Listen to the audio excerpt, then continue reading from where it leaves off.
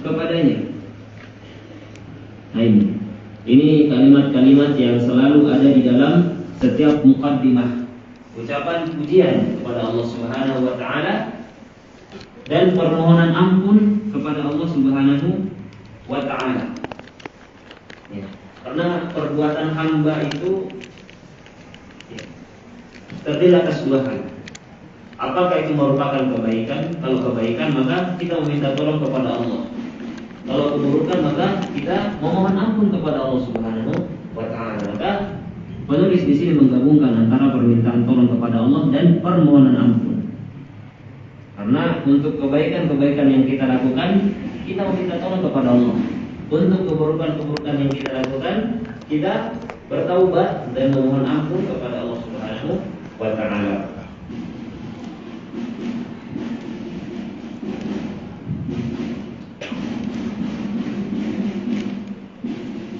Wa na'udzu billahi min syururi anfusina wa sayyiati a'malina.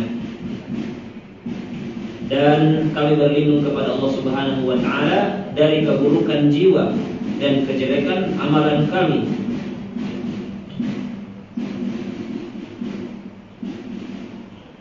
Ya. Karena buruknya jiwa dan jeleknya amalan itu bisa berpengaruh pada diri kita. Ya, berpengaruh buruk pada diri kita, pada keluarga kita, pada masyarakat di sekitar kita, sehingga kita memohon perlindungan kepada Allah Subhanahu wa taala agar buruknya jiwa kita itu tidak mempengaruhi. Ya, itu tidak mempengaruhi. Karena segala keburukan yang terjadi di dunia ini itu sebabnya adalah dosa-dosa kita. Wa ma asabakum min musibatin wa bima kasabat aydikum. Dan musibah apa saja yang menimpa kalian itu disebabkan karena tangan-tangan kalian sendiri. Zaharal fasadu fil barri wal bahri bima kasabat aydin nas. Telah nampak kerusakan di darat dan di lautan karena apa yang dilakukan oleh manusia. Makanya apabila kita melihat keburukan menimpa diri kita, musibah yang terjadi pada diri kita atau di sekitar kita, maka yang pertama kita tuduh adalah diri kita. Mungkin kita terlalu banyak dosa. Mungkin kita terlalu banyak dosa. Karena tidaklah musibah terjadi melainkan karena dosa. Karena dosa yang dilakukan oleh manusia. May yahdihillahu fala mudilla lahu wa may yudlil fala hadiya lahu. Barang siapa yang diberi hidayah oleh Allah Subhanahu wa taala, maka tidak ada yang bisa menyesatkannya. Dan barang siapa yang disesatkan oleh Allah Subhanahu wa taala, maka tidak ada yang bisa memberinya petunjuk. Kalau Allah Subhanahu wa taala sudah menghendaki hidayah bagi seseorang, maka tidak ada yang bisa menyesatkannya. Hidayah di tangan Allah.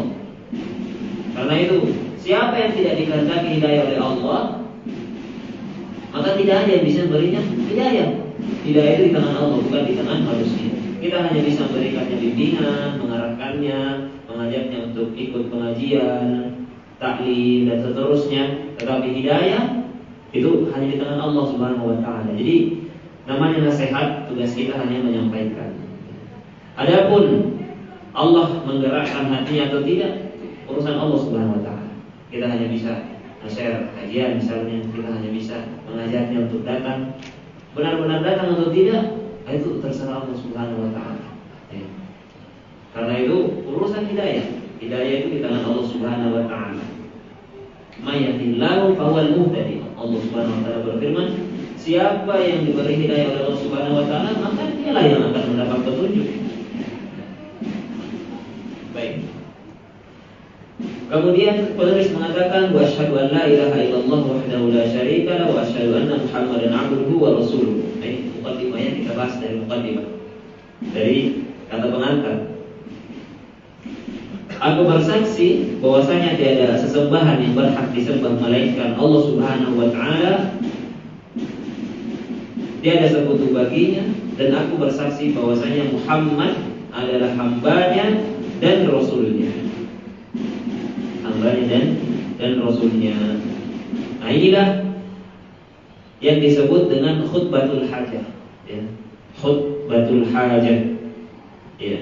Di mana ya disunnahkan, ya untuk memulai khutbah, ya kemudian nasihat ataupun pelajaran dengan khutbatul hajah. Jadi jangan langsung masuk, ya bisa dimulai dengan kalimat-kalimat mukadimah seperti ini. Ada yang panjang, ada yang ringkas. Amma ba'd, fahada kitabun mukhtasarun fil fiqh. Kitab ini adalah ringkasan di dalam masalah fikih. Ya. Jadi kitab ini terhitung kitab yang ringkas, bagaimana dikatakan sendiri oleh penulisnya, bukan kitab yang panjang, bukan kitab yang panjang. Alhamdulillah, ya buku saku, ya walaupun terlihat tebal ya, tapi kitab-kitab yang lain itu berjilid-jilid. Ya. Aslinya saja bisa sampai 5 jilid, 10 jilid, 20 jilid, ya. Apalagi kalau sudah diterjemahkan, ya bisa sampai 2 kali lipat. Ya. Kalau ini tipis. Aslinya, kalau kitab aslinya tipis, kemudian diterjemahkan jadilah seperti itu. Jangan terpegang. Kata beliau, jama'tu fi bainal masail wad dalail. Saya kumpulkan masalah-masalah disertai dengan dalil-dalilnya. Ya. Jadi di antara bagusnya buku ini, beliau tidak hanya mengumpulkan masalah fikih saja, memaparkan apa-apa saja yang perlu untuk kita ketahui secara teoritis, tetapi beliau juga tambahkan dengan dalil-dalil, supaya kita tahu, ya patokan beliau menyimpulkan masalah itu dalilnya apa, ya, dalilnya apa, sehingga ketika kita beramal kita lebih tenang kalau disadari dengan dalil. Waqtasaltu fiha ala ahamil umur wa 'idhamiha naf'an. Kemudian saya sengaja untuk meringkasnya dan hanya mengambil perkara-perkara yang penting saja dan mendesak, ya, li shiddati darurati ila hadzal mawdi' dalam masalah ini. Ya, jadi beliau tidak mengumpulkan semua permasalahan fikih. Bagaimana tadi saya katakan, kalau dikumpulkan semua bisa berjilid-jilid. Tapi beliau hanya mengambil yang penting-penting saja, ya. Bahkan wa katsiran ma aqtasiru 'ala an-nass idza kana al-hukmu fihi wadhihan. Seringkali saya menyebut nas Al-Qur'an atau As-Sunnah saja bila kandungan hukumnya sudah jelas. Artinya beliau tidak membawakan kalimat-kalimat selain Al-Qur'an saja, langsung disodorkan ini hadis. Ya, nanti kita bisa langsung menyimpulkan hukumnya seperti apa, ya. Lisuhulati hifdhihi wa fahmi 'alal mubtadi'in, agar mudah dihafal dan dipahami terutama bagi pemula. Jadi buku ini dibuat sebenarnya untuk dihafal. Untuk dihafal ini. Untuk dihafal. Li'anna al-ilma ma'rifatul haqqi bidalilihi. Karena hakikat ilmu itu adalah mengenal kebenaran beserta dalil-dalilnya. Ya, itulah ilmu yang sesungguhnya, ya, ilmu yang sesungguhnya, yaitu mengetahui kebenaran disertai dengan dalil-dalilnya. Dalil-dalilnya. Orang yang berilmu, para ulama itu mengetahui suatu pembahasan beserta dengan dalil-dalilnya. Kalau kita mengetahui pembahasan hukumnya ini dan ini, berwudu hukumnya apa misalnya, jual beli ini hukumnya apa, tapi kita nggak tahu dalilnya, nah, berarti kita masih jauh dari kata ulama. Kalau ulama tahu hukumnya apa, tahu dalilnya apa, bahkan tahu bantahan untuk pendapat yang lain, kan begitu para ulama. Tapi bukan itu yang kita kejar. Yang penting kita mengetahui hukumnya agar kita bisa beribadah di atas ilmu.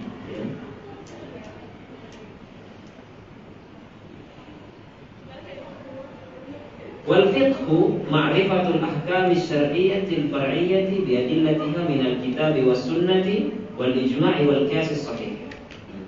Fikih adalah mengetahui hukum-hukum syar'i di dalam masalah cabang dari dalil-dalilnya yang diambil dari Al-Quran, Sunnah, Ijma' dan qiyas yang sahih. Sama ya, walaupun kalimatnya agak berbeda tapi maksudnya sama ya. Jadi itu pengertian fikih. Inilah pelajaran kita, yaitu belajar dalam masalah fikih. Pembahasan fikih yang utama adalah mengetahui mengenai hukum-hukum syar'i di dalam masalah-masalah cabang di dalam pembahasan agama. Ya. Seperti sholat, ya. Apa hukumnya sholat tahiyatul masjid? Nanti kita akan pelajari. Ya.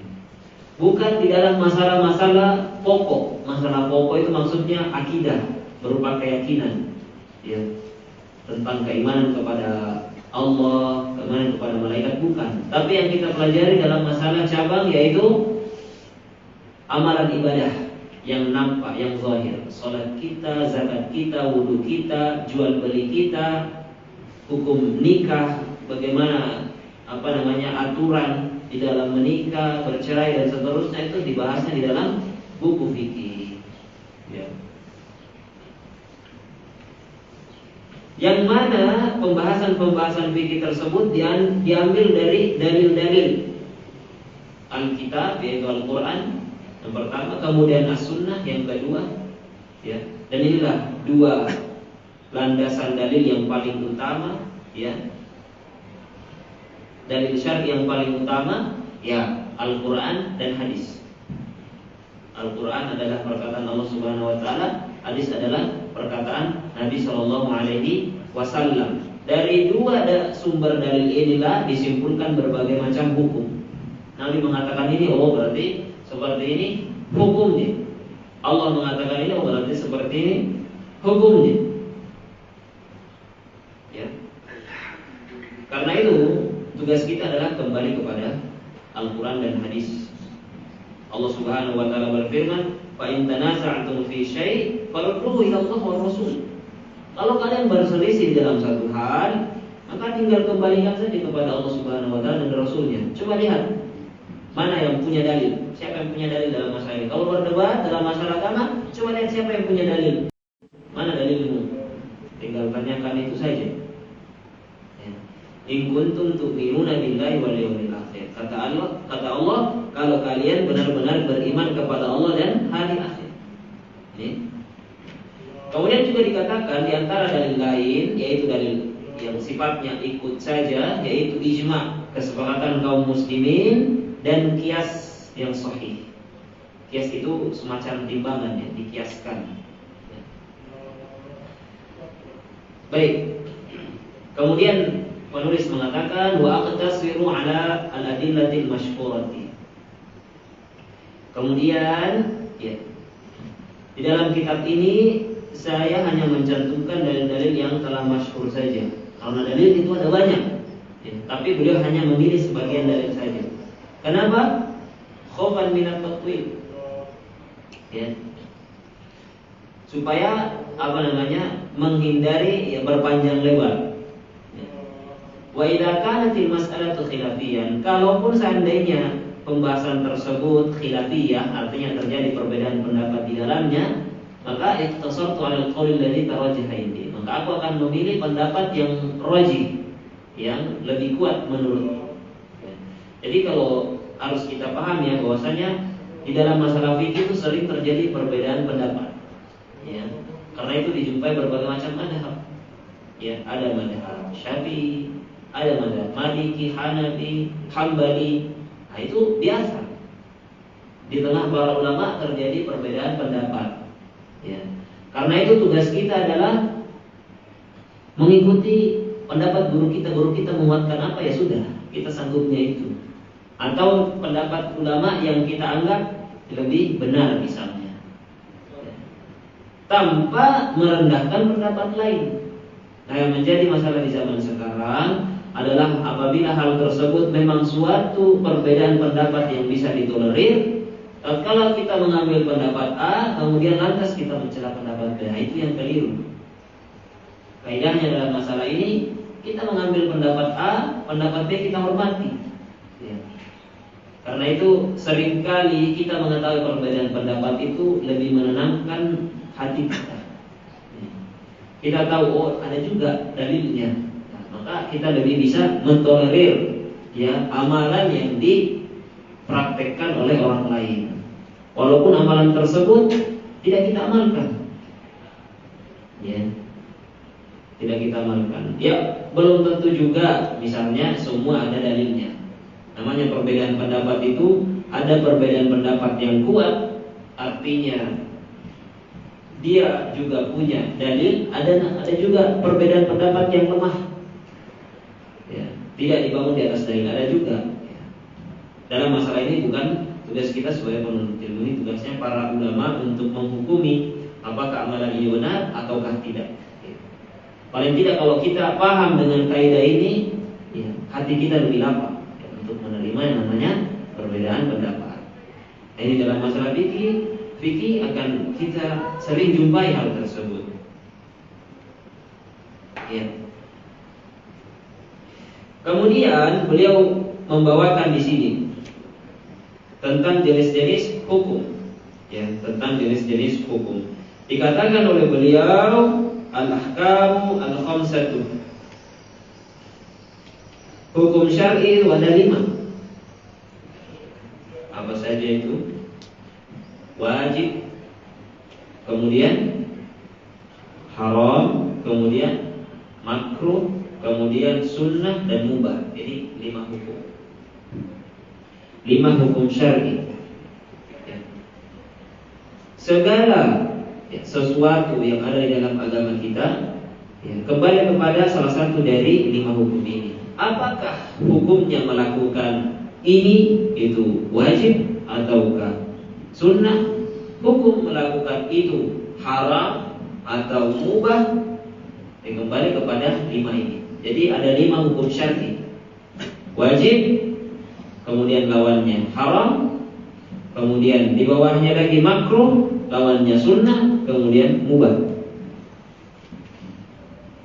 Ya.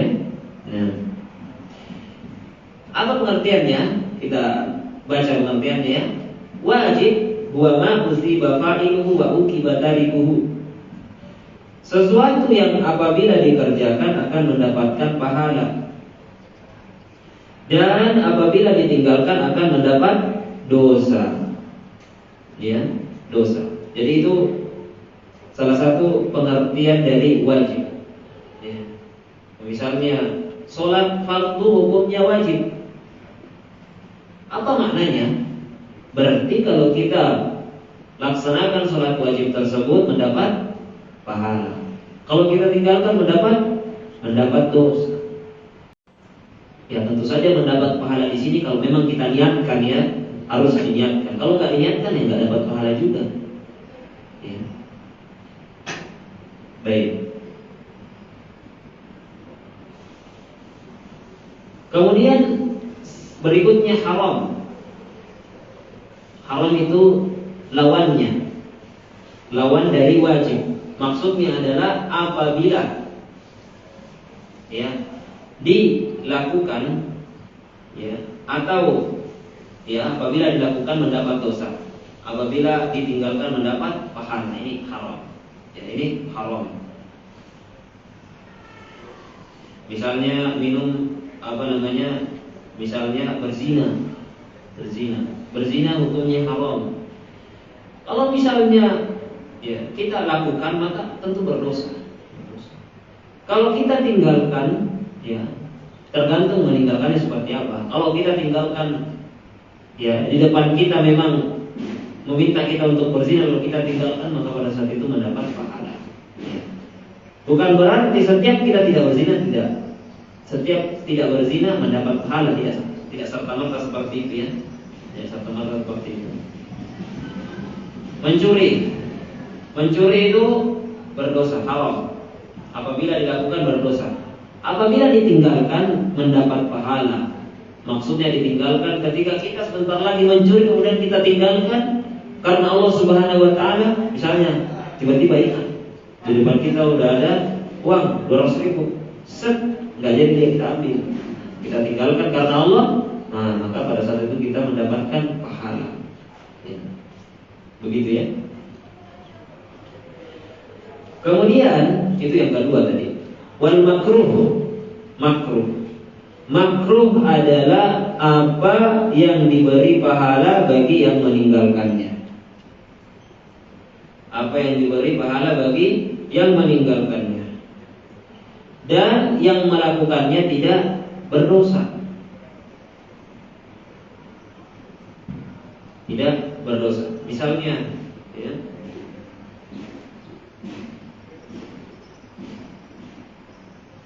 misalnya, sebagian ulama mengatakan, misalnya makan berdiri, misalnya. Nah, ini kalau dilakukan, ya, atau dilakukan, ya tidak berdosa, ya, tidak berdosa. Ya tentu tidak mendapat pahala juga. Tapi kalau ditinggalkan, ya, artinya kita memilih untuk duduk, ya, maka berpahala. Ya, maka berpahala. Itu makruh. Sesuatu yang hukumnya makruh, hukumnya seperti itu. Lawannya apa? Sunnah. Ya, sunnah. Sunnah itu berarti, ya, mengamalkannya mendapatkan pahala. Orang yang mengamalkannya mendapat pahala. Apabila dikerjakan mendapat pahala, dan apabila ditinggalkan tidak mendapat dosa. Ya, misalnya sholat sunnah, ya, misalnya sholat sunnah rawatib misalnya. Kalau kita sholat, ya kita dapat pahala. Kalau kita nggak sholat, ya kita nggak dapat dosa. Ya, kita nggak dapat dosa. Itu hukum yang keempat. Wal mubah, kemudian mubah wa huwa alladhi fi'luhu wa tarkuhu ala haddin sawa. Ya. Yaitu sesuatu yang boleh dikerjakan dan boleh ditinggalkan. Itu mubah. Ya, misalnya ya tidur. Tidur ini mubah. Ya boleh aja tidur, boleh juga nggak tidur, terserah. Ya.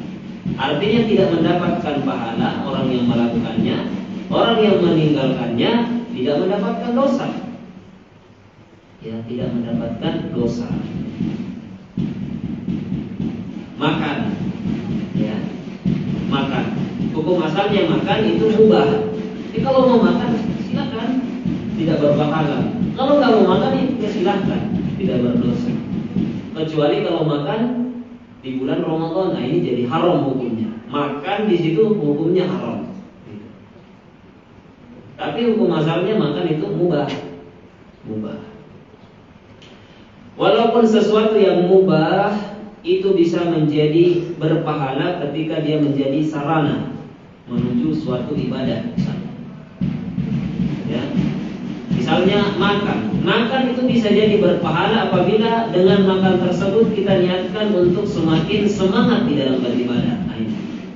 Makanya dibutuhkan niat di sana. Oleh karena itu dikatakan oleh para ulama, hidup kita ini seluruhnya bisa kita arahkan dia sebagai suatu ibadah. Bisa kita arahkan ke ibadah. Tidur kita jadikan ibadah, makan kita jadikan ibadah.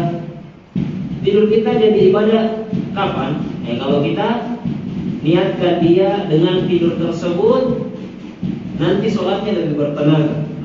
Misalnya, ya. Berjalan itu bisa jadi berpahala. Berjalan kan mubah, mau jalan silakan, mau nggak jalan juga silakan, nggak berdosa. Tapi dia bisa jadi berpahala apabila dia menjadi sarana menuju tempat sholat, misalnya. Ya, baik. Demikian, ya. Pengertian 5 hukum syar'i. Ya. Dan segala sesuatu di dalam agama ini kembali kepada 5 hukum syar'i ini. Apakah nanti hukumnya wajib, ataukah haram, ataukah makruh, ataukah sunnah, ataukah mubah. Ya.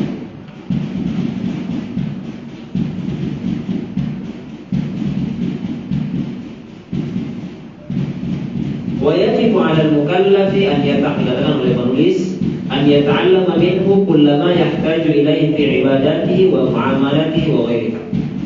Maka seorang mukallaf, yaitu orang yang terbebani syariat, ya. Mukallaf itu orang yang telah terbebani syariat. Mukallaf itu adalah sifat yang terkumpul padanya 2 hal, ya. Berakal dan balik, ya kan? Berakal dan balik, ya. Antum semua insya Allah berakal, insya Allah semuanya sudah balik, ya kan? Balik itu dicapai ketika misalnya laki-laki sudah mimpi basah, misalnya. salah satu ciri-ciri. Ya. Maka dikatakan oleh penulis, seorang mukallaf, yaitu orang yang balik dan berakal, itu wajib mempelajari setiap perkara yang perlu dia ketahui, baik dalam ibadah, muamalah, dan perkara-perkara yang lain. Jadi ini kewajiban kita. Kewajiban kita adalah belajar, adalah mempelajari segala hal yang akan kita amalkan di dalam kehidupan kita. Kita setiap hari sholat, maka wajib bagi kita untuk mempelajari bagaimana tata cara sholat yang benar. Setiap hari kita wudu, maka wajib bagi kita untuk mengetahui bagaimana wudu yang benar. Misalnya kita jualan, maka kita harus tahu bagaimana tata cara jualan yang sesuai syariat. Kita tidak boleh menghindari riba, kita tidak boleh melakukan riba. Berarti kita harus tahu hukum-hukum seputar riba misalnya. Kita harus tahu apa saja yang boleh dijual, apa saja yang tidak boleh dijual. Kalau kita ingin menunaikan haji, maka kita harus belajar tata cara manasik haji. Kalau kita akan puasa, maka kita harus tahu apa saja pembatal-pembatal puasa. Ya, maka apa saja yang akan kita butuhkan di dalam ibadah kita, muamalah kita, itu kita wajib untuk pelajari. Kita wajib untuk pelajari. Maka ilmu fikih ini merupakan ilmu yang sangat penting karena memuat ibadah-ibadah, amalan-amalan yang memang akan berlalu terus setiap hari dalam kehidupan kita. Ya. Mulai dari wudu, pasti kita wudu. Mulai dari mandi, pasti kita mandi. Kalau misalnya junub misalnya, ada sebesar. Kalau tidak ada air, pasti kita tayamum. Harus tahu tata cara tayamum. Ya. Kemudian harus tahu tata cara sholat, tata cara membayar zakat, apa saja harta yang dimiliki oleh seseorang sehingga dia wajib bayar zakat. Nah, harus diketahui. Rasulullah SAW bersabda, "Man yuridillahu bihi khairan yufaqqihhu fid din." Ya. Barang siapa yang Allah Subhanahu wa taala hendaki kebaikan atasnya, niscaya dia akan mudahkan untuk memahami agama. Maka ini ciri kebaikan yang ada pada diri seseorang yang Allah kehendaki atasnya, dia akan pahamkan dalam masalah agama. Sebaliknya berlaku, kalau dia tidak diinginkan kebaikan, ya, tidak diinginkan kebaikan atau Allah Subhanahu wa taala tidak pahamkan dia dalam agama, maka dia berarti terhalang dari kebaikan yang besar. Baik. Masih muqaddimah ya? Sampai jam berapa kita?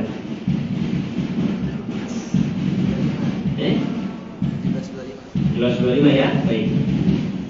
Sekarang kita masuk ke pembahasan kitab Thaharah. Kitab Thaharah. Bisa disimak ya? Rasulullah SAW bersabda, "Buniyal Islamu ala khamsin." Agama Islam dibangun di atas 5 perkara. Syahadati an la ilaha illallah wa anna Muhammadar Rasulullah. Syahadat bahwasanya tidak ada sesembahan yang berhak disembah melainkan Allah Subhanahu wa taala dan bahwasanya Muhammad adalah utusan Allah. Wa iqamis shalah, mendirikan salat, wa ita'iz zakah, membayar zakat, wa hajjil bait, ya, berhaji ke Baitullah, wa shaumi Ramadan, dan berpuasa pada bulan Ramadan. Muttafaqun alaih. Hadis ini diriwayatkan oleh Imam Bukhari dan Imam Muslim. Maka beliau penulis membawakan hadis Nabi SAW karena pembahasan fikih dibangun di atas rukun Islam ini. Ya. Makanya nanti pembahasan awal fikih, ya pembahasan sholat, kemudian setelah itu zakat, setelah itu puasa, setelah itu haji. Ya. Lalu beliau mulai menjelaskan rukun Islam yang pertama, ya, secara ringkas. Ya. Adapun rukun Islam yang kedua dan seterusnya akan dijelaskan secara ringkas di dalam kitab fikih. Ya. Kemudian beliau katakan, "Fasyahadatu an la ilaha illallah", maka syahadat la ilaha illallah ilmul abdi wa i'tiqaduhu wal iltizamuhu, adalah seorang hamba itu mengetahui, kemudian meyakini, kemudian berpegang teguh annahu la yastahiqqul uluhiyyata wal 'ubudiyyata illallah wahdahu la syarika, bahwasanya tidak ada sesembahan yang berhak disembah, ya, kecuali Allah Subhanahu wa taala, tidak ada sekutu baginya. Ini makna syahadat la ilaha illallah. Apabila seorang bersyahadat, maka di dalamnya terkandung pengetahuan, ya, mengetahui kandungan la ilaha illallah. Di dalamnya terkandung keyakinan atas makna la ilaha illallah, bahwasanya hanya Allah lah yang berhak disembah, tidak ada selain Allah yang berhak untuk disembah. Kemudian dia iltizam, yaitu berpegang teguh terhadap kalimat la ilaha illallah. Ya.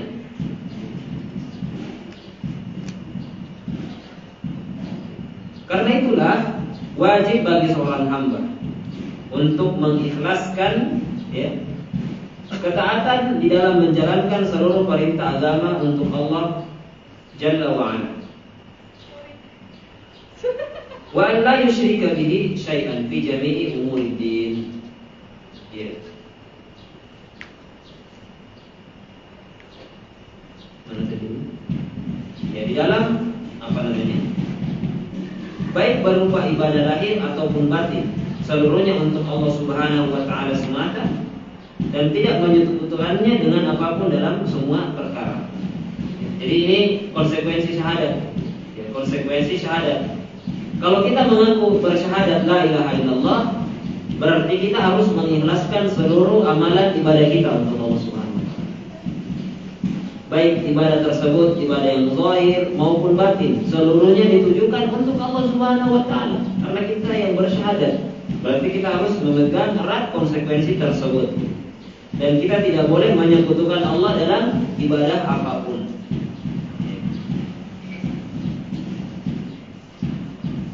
Inilah landasan utama agama yang dibawa oleh seluruh rasul, ya, serta didakwahkan oleh pengikut-pengikut mereka. Jadi ajaran utama seluruh rasul itu semuanya mengajak kepada kalimat tauhid, mengesahkan Allah Subhanahu wa taala. Ajarannya sama. Ya. Nanti cabang-cabangnya bisa berbeda. Adapun ajaran pokoknya semua rasul itu sama. Sejak rasul pertama hingga rasul terakhir, semua mengajak untuk menyembah Allah Subhanahu wa taala. Karena itu Allah Subhanahu wa taala berfirman, "Wa ma arsalna min qablika min rasulin." Dan tidaklah kami mengutus seorang rasul pun sebelum kamu, ya, illa nuhi ilaihi annahu la ilaha illa ana fa'budun, melainkan kami mewahyukan kepadanya, ya, bahwasanya tidak ada sesembahan yang berhak disembah melainkan aku. Kata Allah Subhanahu wa taala, fa'budun, maka sembahlah aku.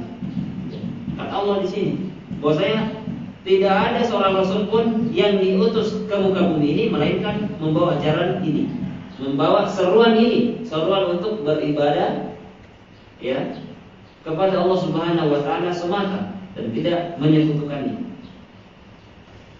Lalu syahadat Muhammadur Rasulullah pengertiannya adalah, ya, hamba itu meyakini bahwasanya Allah Subhanahu wa taala telah mengutus Muhammad sallallahu alaihi wasallam kepada seluruh makhluk manusia maupun jin. Ya, manusia maupun jin. Ya, jadi Nabi Muhammad itu rasulnya jin dan manusia sekaligus. Ya. Karena itu jin juga dituntut untuk beragama Islam, mengikuti ajaran Nabi Muhammad SAW. Jin nggak punya rasul terakhir. Rasul terakhirnya juga Rasulullah Muhammad SAW. Mereka juga diharuskan untuk mengikuti ajaran Nabi. Karena itu di zaman Nabi, ya para jin juga ikut pengajian, ikut taklim yang diajarkan oleh Nabi SAW. Kemudian mereka pulang ke kaumnya, para da'inya jin ini kemudian mengajarkan apa yang didapat dari Nabi SAW. Basyiran wa nadhira, dalam rangka untuk memberi kabar gembira, ya, bagi orang yang melakukan kebaikan, dan memberi peringatan bagi orang yang melakukan keburukan, peringatan tentang bahaya neraka. Kemudian memberi kabar gembira dengan surga. Beliau mengajak untuk mengesahkan Allah Subhanahu wa Ta'ala dan tunduk terhadapnya, dengan selalu membenarkan berita-berita yang beliau sampaikan. Tugas kita ya adalah membenarkan berita-berita yang Nabi SAW sampaikan, melaksanakan seluruh perkara yang diperintahkan, ya, dan menjauhi seluruh perkara yang dilarang. Kalau kita mengaku umat Nabi Muhammad SAW, maka apapun yang dikatakan Nabi kita benarkan, jangan kita tolak-tolak. Nah itu kayaknya nggak benar. Tidak seperti itu sikap seorang muslim. Sikap seorang muslim adalah sami'na wa ata'na. Kami dengar wahai Nabi dan kami taat. Apapun yang disampaikan oleh Nabi kita percaya dan kita amalkan. Apa yang dilarang oleh Nabi kita tinggalkan dan kita jauhi.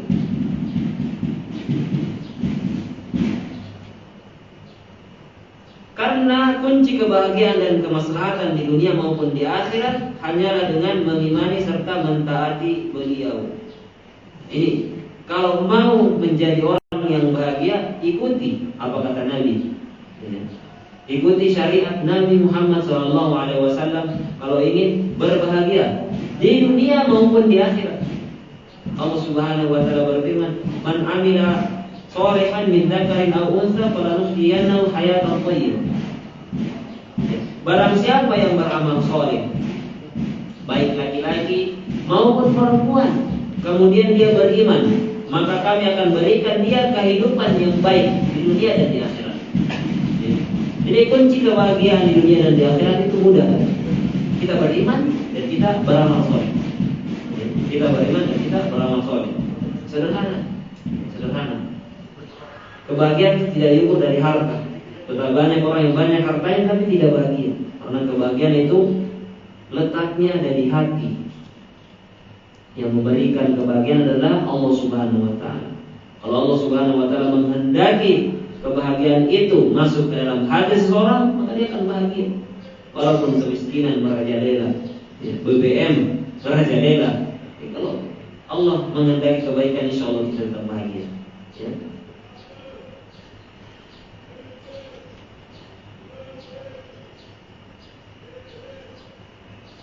Menjadikan beliau sebagai orang yang lebih dicintai daripada dirinya sendiri, anaknya dan manusia seluruhnya. Ini tugas kita. Ya. Karena itu Nabi SAW bersabda, "La yu'minu ahadukum hatta akuna habba ilaihi min walidihi wa waladihi wan nasi ajmain."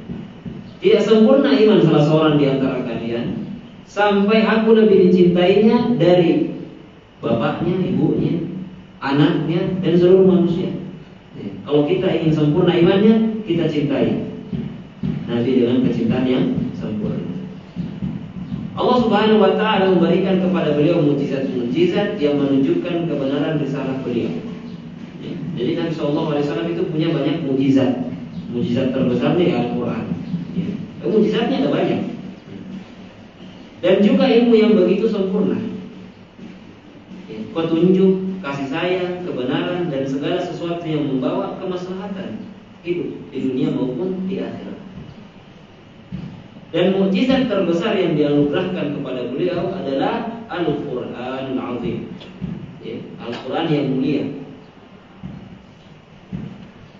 Bima fihi min al-haqqi fil akhbari wal amri wal nahi, di mana di dalamnya terdapat berita-berita yang benar, perintah dan larangan-larangan. Wallahu taala a'lam. Ya. Jadi demikianlah ya muqaddimah atau pembahasan awal dari kitab Thaharah, insyaallah berikutnya beliau akan membawakan poin-poin ya, mulai dari pembahasan Thaharah tentang air ya. Insyaallah akan kita bahas pada pertemuan yang akan datang.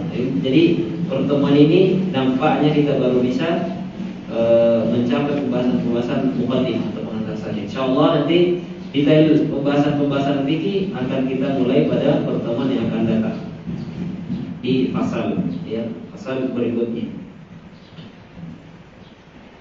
Baik, karena waktu sudah menunjukkan ya pukul 17.30, maka kita cukupkan kajian kita. Semoga bermanfaat. Allahumma 'allimna ma yanfa'una wanfa'na bima 'allamtana wa zidna ilma.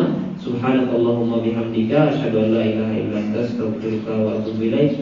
Walhamdulillahirabbil alamin. Assalamualaikum warahmatullahi wabarakatuh. Disampaikan terima kasih kepada Ustaz Zulfan telah menyampaikan juga sekilas dari kitab Manhaj Salikin, yang mana di sini kita sudah membahas muqaddimah dari kitab tersebut yang kemudian juga sampai pada hukum-hukum yang diterapkan dalam syariat Islam. Mungkin kita kasih space kurang lebih 5 menit buat teman-teman sekalian. Mungkin adakah pertanyaan terlebih dahulu?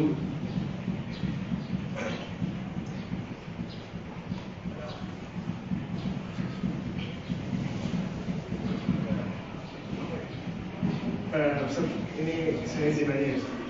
Jadi mungkin di salah satu hukum tersebut ada yang namanya makruh tadi ya, bahwasanya jika meninggalkan kita dapat pahala, kemudian jika kita melakukan kita tidak mendapat apa-apa gitu ya, kalau nggak salah. Ya. Nah, saya izin tanya kenapa ada hukum tersebut gitu, bahwasanya kenapa bisa sampai ada pilihan apa ya dari kelima hal tersebut, kenapa bisa ada pilihan hukum tersebut yang kemudian mungkin kenapa nggak langsung haram aja gitu kan, padahal ya apa namanya perkara tersebut sudah disampaikan bahwa jika kita meninggalkan hal tersebut itu bisa dapat pahala gitu, kenapa nggak langsung haram aja, kemudian kita sebagai umat muslim bisa langsung memilih bahwasanya kita nggak akan melaksanakan hal tersebut karena akan mendapatkan dosa gitu. Nah itu mungkin dari Ustaz seperti apa gitu. Ya, baik. Jadi tentu semua ini karena hikmah dari Allah Subhanahu wa taala. Di antara hikmah dibuatnya hukum makruh adalah apabila manusia tersebut berat untuk meninggalkannya, kemudian dia amalkan, dia tidak mendapat dosa. Dan bagi yang bisa meninggalkannya, maka dia diberi pahala. Ini hikmah yang sangat besar. Ada suatu amalan yang dihukumi oleh Allah Subhanahu wa taala dan Rasulnya sebagai sesuatu yang makruh. Ya.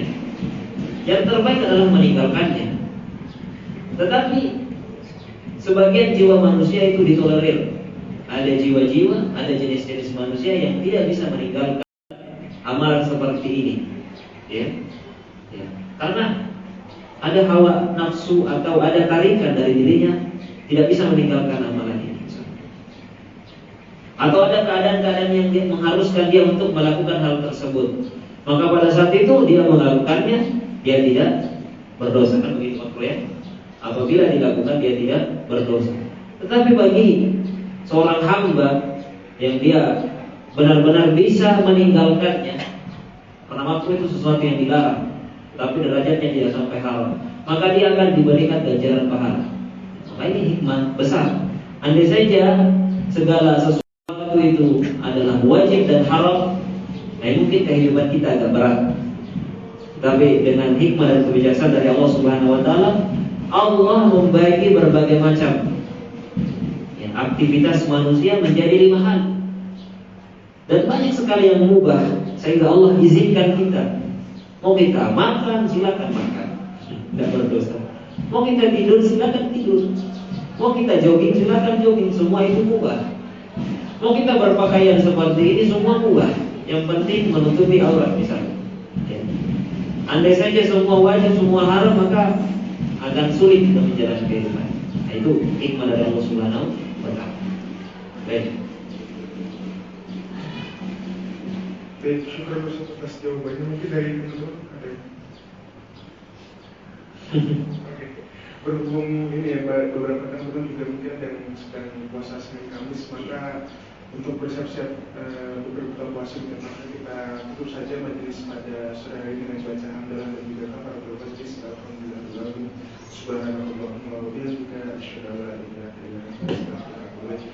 Wabillahi taufiq wal hidayah, wa la tamutunna illa wa antum muslimun. Wassalamualaikum warahmatullahi wabarakatuh.